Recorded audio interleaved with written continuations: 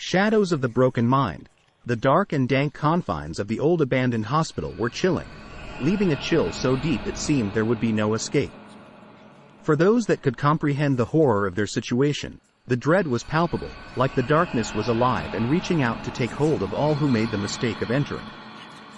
Though abandoned, the light of day still managed to drift in through the shattered windows, as if it was daring someone to take a step inside. It made the disgusting state of the interior more evident. The smell of death, the broken furniture, the rusted medical equipment, and the scattered documents lying here and there, all telling the same story. It was obvious the hospital had held victims of some dark and terrible power, but what that power was remained a mystery. No one really wanted to know the answer, or take another step forward, but one brave soul eventually did. With a determined rise of her chin and a steady gaze, she marched forward into the darkness.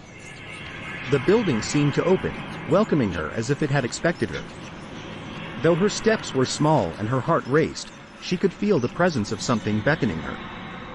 She moved cautiously but quickly through the hallways, followed by the horrifically soft whisper of laughter. It was as if there was someone waiting in the shadows and they knew secrets that they wanted to share. The darkness seemed to thicken until the only source of light was the eerie red glow of the exit signs. For a moment, she thought she heard a voice, but when she stepped closer to investigate, it faded away again. In the deep recesses of her mind, she felt like she knew what was waiting for her, a truth so powerful it could shatter her broken mind. As her doubts began to overwhelm her, she forced herself to take yet another step forward. The further in she walked, the more the tears streaked down her face. The walls seemed to close in, like a prison.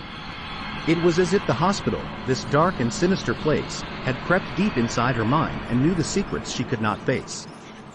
Suddenly, in a brilliant flash of light, a figure appeared in the middle of the room. Its skin was pale and its eyes held no emotion, only a deep and dark void. The figure reached out slowly, its hand stretched out in anticipation. As if in a trance, she slowly reached out as well. The shock that ran through her body was like electricity pulsing through her veins. Suddenly her eyes opened wide, and in the depths of its void, light softly glowed. It was the truth of her shattered mind, a truth so powerful it could heal her, or shatter her completely.